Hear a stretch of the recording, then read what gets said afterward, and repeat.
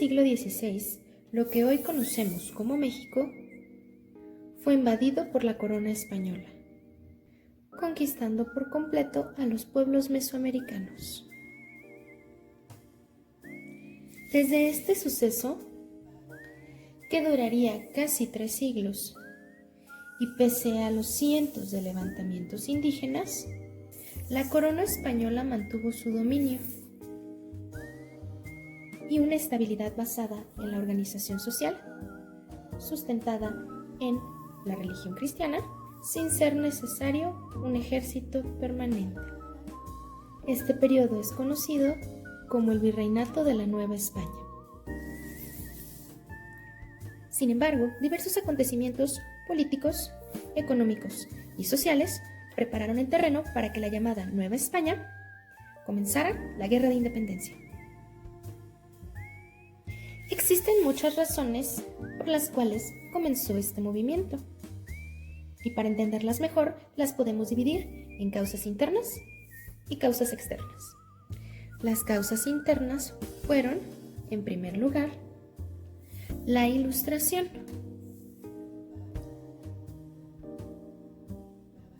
Que en Europa estaba en auge y consistía en una renovación intelectual que transformaba la manera de pensar con sus ideales de libertad, derechos humanos y búsqueda de la verdad, sin ningún tipo de influencia religiosa. Otra de las causas internas fue la independencia de las 13 colonias en América del Norte el 4 de julio de 1776. Otra de las causas externas fue la Revolución Francesa, que, también inspirada por la Ilustración, en 1789 fue redactada la Declaración de los Derechos del Hombre y del Ciudadano, que más tarde inspiraría a los insurgentes. También, otra de las causas externas fue la invasión de Napoleón Bonaparte a España en 1808, lo que provocó un levantamiento de armas en el imperio, modificando su relación con América al imponer un nuevo monarca, por lo cual se redactó en España una nueva constitución que desconocía el poder de José Bonaparte como rey y establecía una monarquía parlamentaria basada en elecciones en cada provincia y se conoce como la Constitución de Cádiz.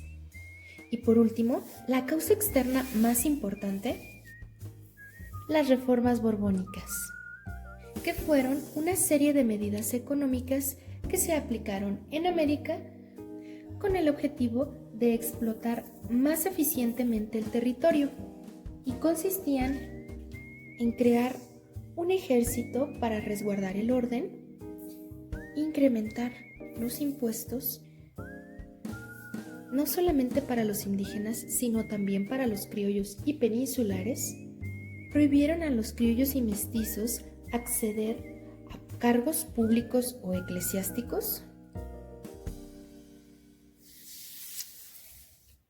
prohibieron las uniones entre distintas clases o castas para evitar la movilidad social y expulsaron a todos los jesuitas que estimulaban el libre pensamiento a los ciudadanos. Esto último ocasionó gran desacuerdo entre los criollos, quienes no estaban de acuerdo con que se les quitaran los beneficios. Vamos ahora con las causas internas.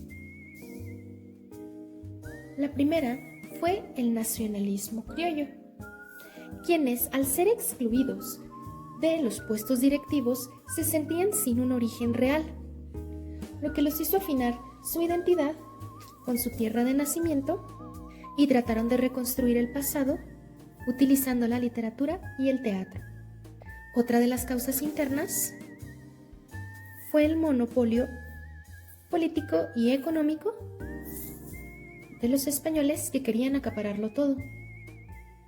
Otra causa estaban también las insurrecciones populares que eran cada vez más frecuentes debido a la explotación de indígenas, el despojo del que eran víctimas y la insistencia de cambiar sus creencias y formas de culto. Por último, tenemos la conspiración del Ayuntamiento de la Ciudad de México, dirigido por el licenciado Francisco Primo de Verdad, y la cual despertarían las conspiraciones de Querétaro y Valladolid, que lograrían iniciar el movimiento de independencia en 1810. Fue la conspiración de Querétaro la que reunió a Ignacio Allende, Juan Aldama, Joaquín Arias, Mariano Basolo, Miguel Hidalgo, Josefa Ortiz de Domínguez y su esposo Miguel Domínguez el Corregidor. Ellos crearon un movimiento como el de 1808, pero mejor organizado y con apoyo del ejército. Sin embargo, su conspiración fue descubierta el 13 de septiembre de 1810, ordenando la inmediata encarcelación de todos los involucrados. Pero antes, doña Josefa consiguió alertar a Allende. Para cuando la noticia llega a Dolores, Hidalgo decide combatir antes de entregarse.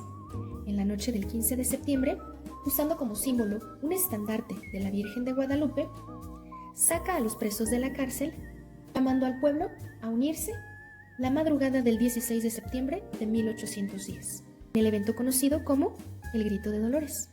El movimiento de la independencia de México duró alrededor de 10 años y se divide en 4 etapas, cada una con líderes diferentes y documentos promulgados.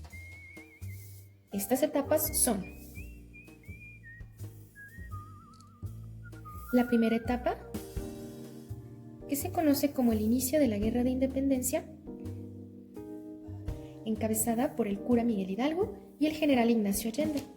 Comprendió de septiembre de 1810 a julio de 1811. Se caracterizó por ser un movimiento desordenado, caótico, improvisado y sobre todo sangriento, pues Hidalgo ejecutaba españoles a la más mínima provocación y como venganza por la crueldad esparcida durante tantos años. Aún así, Hidalgo pudo expedir algunos decretos importantes en diciembre de 1810, entre los cuales proponían reducir los impuestos, abolir la esclavitud, la restitución de tierras para los indígenas, además de la instauración de leyes de acuerdo a las necesidades de cada pueblo, entre otras. Días después del Grito de Dolores, Hidalgo y los insurgentes toman la Alhóndiga de Granaditas, siendo la primera batalla ganada, lo que les llevó a controlar varias zonas del centro del país, como Guanajuato. Derrotar a los españoles era algo importante, pues el ejército insurgente estaba formado en su mayoría por indígenas y esclavos armados únicamente con palos y piedras, además de algunos cuantos intelectuales, miembros del ejército y del clero. Ante esto, Hidalgo, sediento de poder, tras varias victorias, se hizo llamar primero Generalísimo de las Américas y poco después hacía que le llamaran Su Alteza Serenísima, y fundó el periódico El Despertador Americano, en donde publicaba sus ideas más radicales sobre el fin de pago de tributos, la abolición del sistema de castas y la confiscación de bienes europeos. Esta etapa concluyó con el fusilamiento de Allende e Hidalgo en junio de 1811. Ninguno de ellos delató a nadie ni dio información alguna sobre el movimiento. Segunda etapa, organización de la Guerra de Independencia. Tras la muerte de Hidalgo, el cura José María Morelos y Pavón quedó a cargo de la lucha insurgente. Este periodo, comprendido de 1811 a 1815, se caracterizó por una serie de campañas exitosas, pues Morelos le dio por primera vez organización al movimiento. Con esto les daba la posibilidad de establecerse políticamente y no solamente hacer ruido. Morelos tenía un pequeño ejército disciplinado y ordenado. Atacaba vías de comunicación, desarticulaba el comercio y conocía rutas de acceso y escape, lo que le daba ventaja sobre el ejército español. Además, propuso la organización de una república representativa para la nueva nación. Escribió todo en un documento titulado Sentimientos de la Nación y lo leyó ante el Congreso de Chilpancingo el 13 de septiembre de 1813, y en él establecía la absoluta independencia de la nación, el gobierno distribuido en 3 poderes, el establecimiento de la religión católica como única, y daba a conocer los derechos del pueblo sin distinción de castas o clases sociales. Como consecuencia de este documento, se redacta en 1814 la Constitución de Apatzingán, que se convirtió en la primera constitución oficial de México y reunía muchos de los ideales propuestos por José María Morelos. Otro personaje importante de la Guerra de Independencia es Félix María Calleja. Logró elevarse al puesto de virrey gracias a sus contundentes victorias sobre los insurgentes. Morelos logró huir de él en el sitio de Cuautla en 1812. Vamos a la siguiente etapa. La tercera etapa, conocida como la resistencia de la Guerra de Independencia, abarcó de 1816 a 1820 y comienza con el fusilamiento de José María Morelos, quien en última instancia delató a todos los miembros del movimiento, así como las diversas estrategias, bajo la amenaza de irse al infierno. Fue un periodo de resistencia porque el movimiento insurgente se estaba debilitando y dividiendo entre insurgentes y realistas. En pie de guerra seguían Guadalupe Victoria, Vicente Guerrero, Juan Álvarez, Nicolás Bravo, Javier Mina, entre otros. Sin embargo, nada de lo que hicieron puso en peligro el virreinato o su autoridad, ni acercó a los insurgentes a su triunfo definitivo. Para 1820, el virrey Calleja, bajo órdenes del recientemente restituido Fernando VII, decretó un indulto o perdón a los insurgentes restantes, con el objetivo de detener lo más pronto posible los movimientos armados, bajo la promesa que el rey respetaría todo lo acordado en la Constitución de Cádiz, situación que incomodó a la Iglesia, pues iban a renunciar a sus propiedades y a su poder. Vamos ahora con la cuarta y última etapa. La cuarta etapa es la consumación de la Guerra de Independencia. Esta se desarrolló en 1821 y fue conducida por Agustín de Iturbide, quien encabezaba el ejército realista, que no compartía los mismos ideales por los que habían luchado Hidalgo y Morelos. También estaba encabezada por Vicente Guerrero, que continuaba en pie de lucha por los insurgentes. Sin embargo, ambos tenían un objetivo en común: abolir la esclavitud, es decir, la libertad absoluta, y una república para México.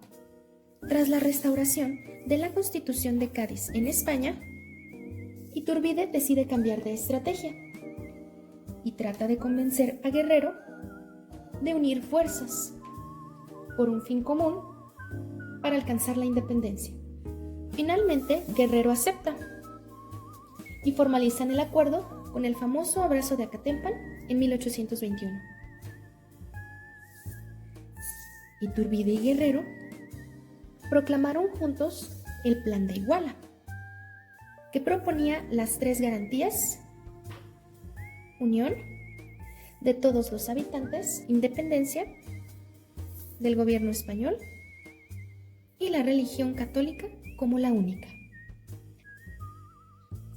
Ideales representados en una bandera con los colores verde, blanco y rojo.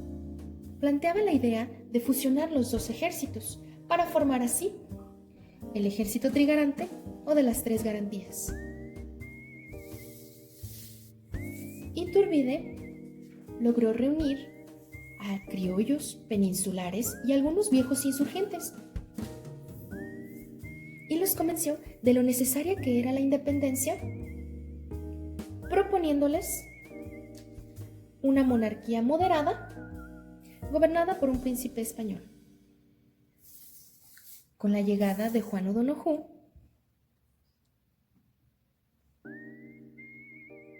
quien se convertiría en se el firmaron último los virrey de la tratados Nueva de España, Córdoba, donde se reconocía finalmente ante los ojos de España la independencia de México, tras lo cual el ejército trigarante es recibido con vítores en la Ciudad de México, simbolizando así la consumación de la independencia el 27 de septiembre de 1821.